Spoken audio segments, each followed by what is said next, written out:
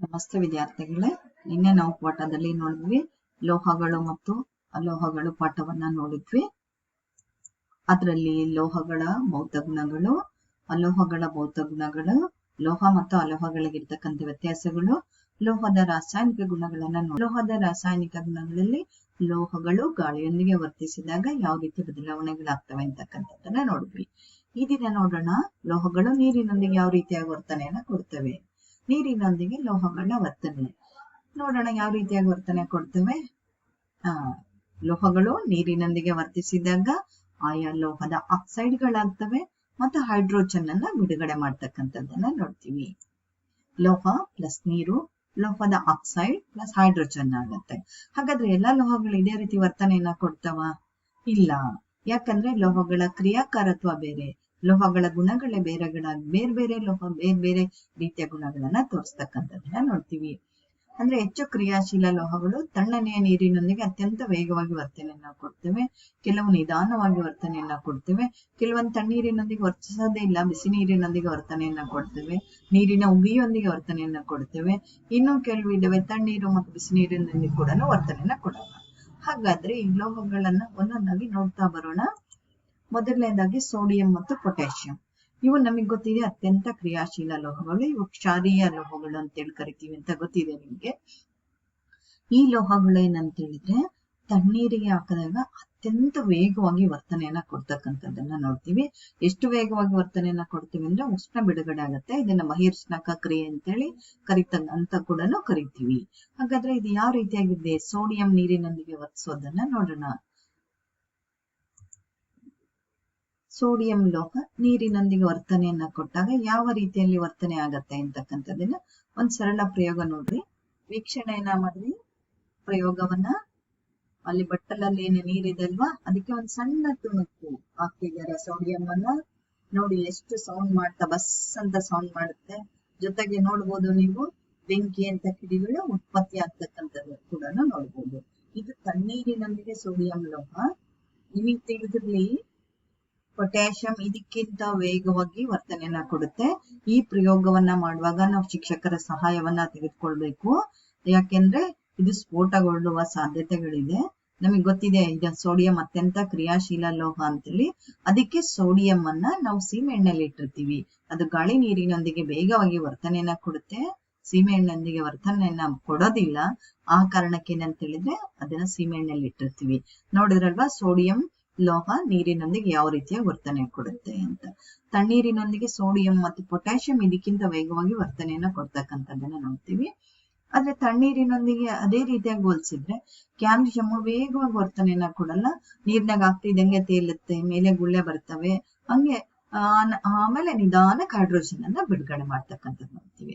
ಆದ್ರೆ ಮ್ಯಾಗ್ನೀಷಿಯಂ ತಣ್ಣೀರಿನೊಂದಿಗೆ ವರ್ತನೆಯನ್ನೇ ಕೊಡೋದಿಲ್ಲ, ಬಿಸಿ ನೀರಿನೊಂದಿಗೆ ವರ್ತನೆಯನ್ನ ಕೊಡುತ್ತೆ. ಅದೇ ರೀತಿ ಬಿಸಿಯಾದ ನೀರಿನೊಂದಿಗೆ ವರ್ತನೆಯನ್ನ ಕೊಡ್ತಕ್ಕಂಥ ಇನ್ನು ಕೆಲವು ಲೋಹಗಳಿದ್ದಾವೆ. ಅಲ್ಯೂಮಿನಿಯಂ ಮತ್ತು ಕಬ್ಬಿಣ. ಇವು ಬಿಸಿಯಾಗಿರ್ತಕ್ಕಂಥ ನೀರಿನ ಹಬೆಯನ್ನ ಅವುಗಳ ಮುಖಾಂತರ ಹಾಯಿಸಿದಾಗ ಏನಾಗ್ತವೆ ಅಂದ್ರೆ ಆಯಾ ಲೋಹದ ಆಕ್ಸೈಡ್ಗಳಾಗ್ತವೆ, ಹೈಡ್ರೋಜನ್ ಅನ್ನ ಬಿಡುಗಡೆ ಮಾಡ್ತವೆ. ಅಂದ್ರೆ ಅಲ್ಯೂಮಿನಿಯಂ ಆಕ್ಸೈಡ್ ಆಗುತ್ತೆ, ಕಬ್ಬಿಣದ ಆಕ್ಸೈಡ್ ಆಗುತ್ತೆ. ಅದೇ ರೀತಿ ಕ್ಯಾಲ್ಸಿಯಂ ವರ್ತನೆ ಕೊಟ್ಟಾಗ ಕ್ಯಾಲ್ಸಿಯಂ ಆಕ್ಸೈಡ್ ಆಯ್ತು. ಸೋಡಿಯಂ ಮತ್ತು ಪೊಟ್ಯಾಷಿಯಂ ಮಾತ್ರ ಆಯಾ ಹೈಡ್ರಾಕ್ಸೈಡ್ಗಳಾಗಿರ್ತಕ್ಕಂಥದ್ದನ್ನ ನೋಡ್ತೀವಿ. ಆದ್ರೆ ನೀರಿನ ಹಬೆಯೊಂದಿಗೂ ಕೂಡ ನಾವು ಹೆಚ್ಚಿನ ಉಷ್ಣವನ್ನ ಕೊಟ್ಟು ಇವುಗಳನ್ನ ವರ್ತನೆಯನ್ನ ಕೊಡ್ತಕ್ಕಂಥದ್ದನ್ನ ನೋಡ್ಬೋದು, ಅಲ್ಯೂಮಿನಿಯಂ ಮತ್ತು ಕಬ್ಬಿಣವನ್ನ. ಅದರ ಚಿತ್ರಗಳನ್ನ ನೋಡೋಣ. ಇದು ನಿಮ್ಗೆ ಪ್ರಮುಖವಾಗಿ ನಿಮ್ಮ ಬುಕ್ಕಲ್ಲಿದೆ ಈ ಚಿತ್ರ. ಇದು ನಿಮ್ಗೆ ಅತ್ಯಂತ ಪ್ರಮುಖವಾಗಿರ್ತಕ್ಕಂಥ ಚಿತ್ರ. ಈ ಚಿತ್ರವನ್ನ ಬರೆದು ಭಾಗಗಳನ್ನ ಗುರುತಿಸೋದನ್ನು ಕೂಡ ನೀವು ಅಭ್ಯಾಸ ಮಾಡ್ಬೇಕು. ಲೋಹದ ಮೇಲೆ ಹಬೆಯ ವರ್ತನೆ. ಇಲ್ಲಿ ಚಿತ್ರದಲ್ಲಿ ನೋಡ್ಬೋದು ನಾವು, ಇಲ್ಲಿ ಏನನ್ನ ಇಟ್ಟಿದ್ದಾರೆ, ಅದ್ದಿದ ಗಾಜಿನ ನೂಲು ಅಂತ ಇಟ್ಟಿದ್ದಾರೆ. ಇಲ್ಲಿ ಲೋಹದ ಚೂರನ್ನ ಇಟ್ಟಿದ್ದಾರೆ. ಉಷ್ಣವನ್ನ ಕೊಟ್ಟಾಗ ಏನಾಗುತ್ತೆ ಅಂತ ಹೇಳಿದ್ರೆ ಅಲ್ಲಿ ಗಾಜಿನ ನೂಲಿನಲ್ಲಿ ಇರ್ತಕ್ಕಂಥ ನೀರು ಹಬೆಯಾಗಿ ಇವುಗಳ ಮೇಲೆ ವರ್ತನೆಯನ್ನ ಕೊಡುತ್ತೆ. ವರ್ತನೆಯನ್ನ ಕೊಟ್ಟಾಗ ಯಾವ ಲೋಹದ ಚೂರನ್ನು ತೆಗೆದುಕೊಂಡ್ರು ಕೂಡ ಹೈಡ್ರೋಜನ್ ಆಗಿ ಪರಿವರ್ತನೆ ಆಗುತ್ತೆ. ಹೈಡ್ರೋಜನ್ ಏನಾಗುತ್ತೆ ಇಲ್ಲಿ ಬಂದು ಶೇಖರಣೆ ಆಗ್ತಕ್ಕಂಥದ್ದನ್ನ ನೋಡ್ತೀವಿ. ಹೈಡ್ರೋಜನ್ ಪತ್ತೆಗೆ ಪರೀಕ್ಷೆಯನ್ನ ಮತ್ತೆ ಮುಂದೆ ನೋಡೋಣಂತೆ, ಮುಂದಿನ ಪ್ರಯೋಗಗಳಲ್ಲಿ ನೋಡೋಣಂತೆ. ಈಗ ಜೊತೆಗೆ ಇನ್ನೊಂದನ್ನ ನೆನ್ಪಿಟ್ಕೊಂಡಿರಿ ನೀವು, ಏನಂತ ಹೇಳಿದ್ರೆ ಚಿನ್ನ, ಬೆಳ್ಳಿ, ಸೀಸ, ತಾಮ್ರ ಇವು ತಣ್ಣೀರು ಮತ್ತು ಬಿಸಿ ನೀರಿನೊಂದಿಗೆ ವರ್ತನೆಯನ್ನ ಕೊಡುವುದಿಲ್ಲ. ಈಗ ಇನ್ನೊಂದು ಬರೋಣ, ಆಮ್ಲಗಳೊಂದಿಗೆ ಲೋಹಗಳ ವರ್ತನೆ ಯಾವ ರೀತಿಯಾಗಿರುತ್ತೆ ಅಂತಕ್ಕಂಥದ್ದನ್ನು ನೋಡೋಣ. ಎಲ್ಲ ಆಮ್ಲಗಳು, ಲೋಹಗಳು ಆಮ್ಲಗಳೊಂದಿಗೆ ವರ್ತನೆಯನ್ನ ಕೊಟ್ಟಾಗ ಲವಣ ಮತ್ತು ಹೈಡ್ರೋಜನ್ ಅನ್ನ ಉಂಟು ಮಾಡ್ತವೆ ಅಂತೇಳಿ ಆಮ್ಲಗಳ ಗುಣಗಳಲ್ಲಿ ನೋಡಿದ್ವಿ ನಾವು. ಆಮ್ಲಗಳು ಲೋಹಗಳೊಂದಿಗೆ ವರ್ತನೆಯನ್ನ ಕೊಟ್ಟಾಗ ಲವಣ ಮತ್ತು ಹೈಡ್ರೋಜನ್ ಅನ್ನ ಉಂಟು ಮಾಡುತ್ತವೆ ಅಂತಕ್ಕಂಥದ್ದು ಗೊತ್ತಿದೆ. ಆದ್ರೆ ಎಲ್ಲಾ ಲೋಹಗಳು ಇದೇ ರೀತಿಯಾಗಿ ವರ್ತನೆಯನ್ನ ಕೊಡ್ತವ? ಕೆಲವು ಆಲ್ಮೋಸ್ಟ್ ಆಲ್ ಎಲ್ಲಾ ಲೋಹಗಳು ಇದೇ ರೀತಿಯ ವರ್ತನೆಯನ್ನ ಕೊಡ್ತವೆ. ಆದ್ರೆ ಅದಕ್ಕೆ ಒಂದು ಸಾಮಾನ್ಯ ಸೂತ್ರ ನೋಡ್ತೀವಿ, ಲೋಹ ಸಾರರಿಕ್ತ ಆಮ್ಲ ಲವಣ ಪ್ಲಸ್ ಹೈಡ್ರೋಜನ್. ಆದ್ರೆ ನೈಟ್ರಿಕ್ ಆಮ್ಲದೊಂದಿಗೆ ವರ್ತನೆ ಏನಾಗಿರುತ್ತೆ ಅಂತ ಹೇಳಿದ್ರೆ ಭಿನ್ನವಾಗಿರ್ತಕ್ಕಂಥದ್ದನ್ನ ನೋಡ್ತೀವಿ. ನೈಟ್ರಿಕ್ ಆಮ್ಲ ಲೋಹದೊಂದಿಗೆ ವರ್ತನೆಯನ್ನ ಕೊಟ್ಟಾಗ ಅಲ್ಲಿ ಏನಾಗುತ್ತೆ ಅಂದ್ರೆ ಹೈಡ್ರೋಜನ್ ಬಿಡುಗಡೆ ಆಗುತ್ತೆ. ಆದ್ರೆ ಬಿಡುಗಡೆ ಆಗಿರ್ತಕ್ಕಂಥ ಹೈಡ್ರೋಜನ್ ಅನ್ನ ಈ ನೈಟ್ರಿಕ್ ಆಮ್ಲ ಪ್ರಬಲ ಉತ್ಕರ್ಷಕ ಆಗಿರೋದ್ರಿಂದ ಏನ್ ಮಾಡುತ್ತೆ ಅಂತ ಹೇಳಿದ್ರೆ ಅದನ್ನ ನೀರನ್ನಾಗಿ ಪರಿವರ್ತನೆ ಮಾಡ್ತಕ್ಕಂಥದ್ದನ್ನ ನೋಡ್ತೀವಿ. ಅಲ್ಲಿ ಹೈಡ್ರೋಜನ್ ಬದಲು ನೀರು ಉಂಟಾಗ್ತಕ್ಕಂಥದ್ದನ್ನ ನೋಡ್ತೀವಿ. ಈ ನೈಟ್ರಿಕ್ ಆಮ್ಲದೊಂದಿಗೆ ಲೋಹಗಳ ವರ್ತನೆ ಕೊಡ್ತಕ್ಕಂಥದ್ದು ಅವುಗಳ ಕ್ರಿಯಾಶೀಲತೆನ ಆಧರಿಸ್ಕೊಂಡಿರ್ತಕ್ಕಂಥದ್ದನ್ನು ನೋಡ್ತೀವಿ. ಆ ಕ್ರಿಯಾಶೀಲತೆ ಸರಣಿ ಈ ರೀತಿಯಾಗಿರುತ್ತೆ. ಮೆಗ್ನೀಷಿಯಂ ಹೆಚ್ಚು ಕ್ರಿಯಾಕಾರತ್ವವನ್ನ ಹೊಂದಿದೆ, ಅಲ್ಯೂಮಿನಿಯಂ ಅದಕ್ಕಿಂತ ಕಡಿಮೆ ಕ್ರಿಯಾಕಾರತ್ವ, Zn ಅದಕ್ಕಿಂತ ಕಡಿಮೆ ಕ್ರಿಯಾಕಾರತ್ವ ಅಂದ್ರೆ ಸತ್ತು, ಕಬ್ಬಿಣ ಅದಕ್ಕಿಂತ ಕಡಿಮೆ ಕ್ರಿಯಾಕಾರತ್ವವನ್ನ ಹೊಂದಿದೆ. ಈ ನಾಲ್ಕಕ್ಕೂ ಹೋಲಿಸಿದ್ರೆ ಮೆಗ್ನೀಷಿಯಂ ಹೆಚ್ಚು ಕ್ರಿಯಾಕಾರತ್ವವನ್ನ ಹೊಂದಿದೆ, ಕಬ್ಬಿಣ ಕಡಿಮೆ ಕ್ರಿಯಾಕಾರತ್ವವನ್ನ ಹೊಂದಿರ್ತಕ್ಕಂಥದ್ದನ್ನ ನೋಡ್ತೀವಿ. ಇದು ಲೋಹಗಳು ಆಮ್ಲಗಳೊಂದಿಗೆ ವರ್ತನೆಯನ್ನ ಕೊಟ್ಟಾಗ. ಹಾಗಾದ್ರೆ ಲೋಹಗಳು ಅಲೋಹಗಳೊಂದಿಗೆ ವರ್ತಿಸಿದಾಗ ಏನಾಗ್ತವೆ?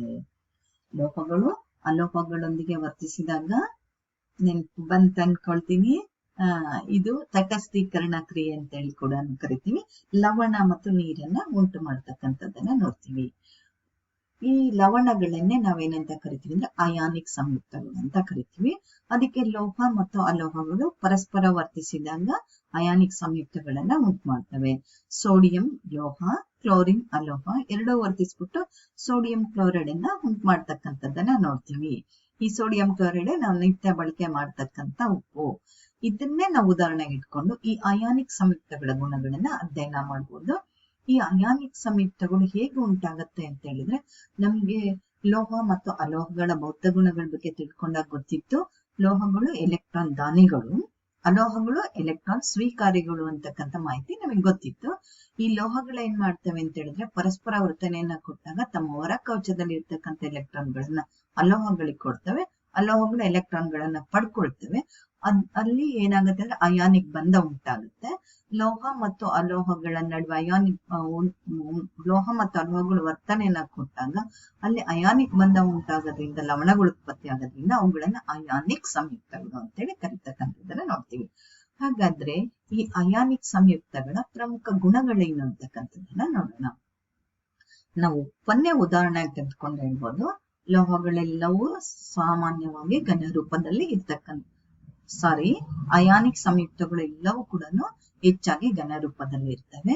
ಇವುಗಳು ಕರಗುವ ಮತ್ತು ಕುದಿಯುವ ಬಿಂದು ಅತಿ ಹೆಚ್ಚು. ನೀವು ಹಂಚಿನಲ್ಲಿ ಅಥವಾ ಪಾತ್ರೆನಲ್ಲಿ ಉಪ್ಪು ಹಾಕಿ ಕರಗಿಸ್ಲಿಕ್ಕೆ ಪ್ರಯತ್ನ ಮಾಡ್ರಿ, ಗೊತ್ತಾಗತ್ತೆ ನಿಮ್ಗೆ ಬೇಗ ಕರಗೋದಿಲ್ಲ. ಅದೇ ಮೇಣ ಹಾಕಿದ್ರೆ ಬೇಗ ಕರಗುತ್ತೆ.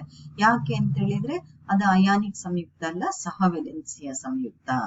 ಹಾಗಾದ್ರೆ ಇವುಗಳ ಕರಗುವ ಮತ್ತು ಕುದಿಯುವ ಬಿಂದು ಅತಿ ಹೆಚ್ಚಾಗಿರ್ತಕ್ಕಂಥದ್ದನ್ನ ನೋಡ್ತೀವಿ. ಇವು ನೀರಿನಲ್ಲಿ ಸುಲಭವಾಗಿ ವಿಲೀನವಾಗ್ತವೆ. ಸಾವಯವ ದ್ರಾವಕಗಳಲ್ಲಿ ವಿಲೀನತೆ ಇಲ್ಲ. ಇವು ಘನ ರೂಪದಲ್ಲಿ ಅವಿದ್ಯುತ್ ವಾಹಕ, ದ್ರಾವಣ ಅಥವಾ ಜಲೀಯ ಸ್ಥಿತಿಯಲ್ಲಿ ವಿದ್ಯುತ್ ವಾಹಕಗಳಾಗಿರ್ತಕ್ಕಂಥದ್ದನ್ನ ನೋಡ್ತೀವಿ.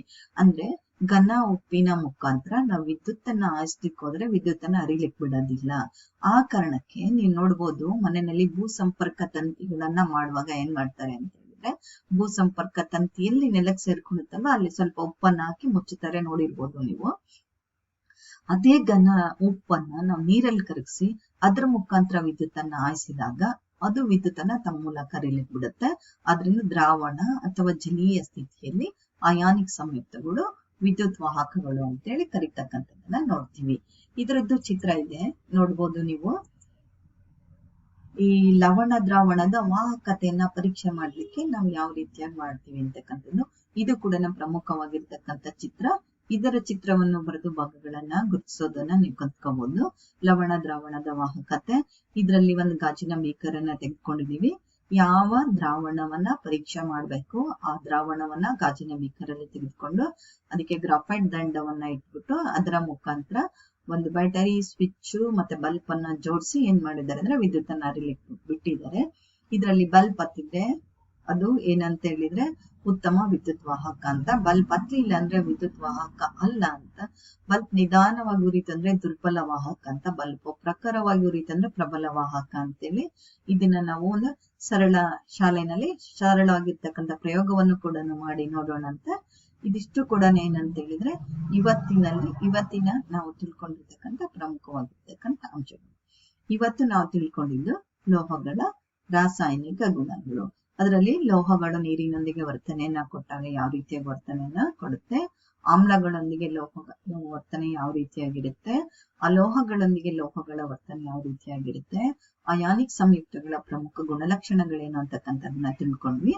ಈ ಪಾಠನ ತಿಳ್ಕೊಂಡಾದ್ಮೇಲೆ ನೀವು ನನಗೆ ನೋಟ್ಸ್ ಮಾಡ್ಕೋಬೇಕಾಗಿರ್ತಕ್ಕಂಥ ಪ್ರಮುಖ ಅಂಶಗಳು ಏನು ಅಂತ ಹೇಳಿದ್ರೆ, ನೀರಿನೊಂದಿಗೆ ವರ್ತನೆಯನ್ನ ಕೊಟ್ಟಾಗ ಲೋಹಗಳ ಗುಣಗಳನ್ನ ವರ್ತನೆಯನ್ನ ನೀವು ಪಟ್ಟಿಯನ್ನ ಮಾಡ್ಕೋಬೇಕು.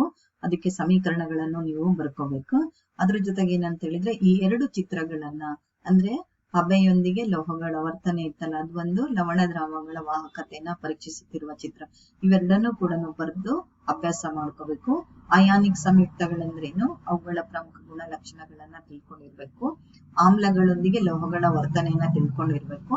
ಜೊತೆಗೆ ಏನು ಅಂತ ಹೇಳಿದ್ರೆ ಆ ನೈಟ್ರಿಕ್ ಆಮ್ಲದೊಂದಿಗೆ ಲೋಹಗಳ ವರ್ತನೆ ಯಾವ ರೀತಿಯಾಗಿರುತ್ತೆ ಅಂತೇಳಿ ಇದನ್ನ ಇಂಪಾರ್ಟೆಂಟ್ ಆಗಿ ನೀವು ನೋಟ್ಸ್ ಮಾಡ್ಕೋಬೇಕಾಗತ್ತೆ. ಇದಕ್ಕೆ ಸಂಬಂಧಿಸಿದಂತೆ ಹೋಮ್ವರ್ಕ್ ಏನಂತ ಹೇಳಿದ್ರೆ ಈ ಎರಡು ಚಿತ್ರಗಳನ್ನ ನನಗೆ ಅಂದವಾಗಿ ಬರೆದ್ಬಿಟ್ಟು ಭಾಗಗಳನ್ನ ಗುರುತಿಸಿ ನನಗೆ ತೋರಿಸಿ. ಇದಕ್ಕೆ ಸಂಬಂಧಿಸಿರ್ತಕ್ಕಂಥ ಚಟುವಟಿಕೆಗಳನ್ನ ನಾನು ನಿಮ್ಗೆ ಮುಂದೆ ಕಳಿಸ್ತೀನಿ. ಧನ್ಯವಾದಗಳು.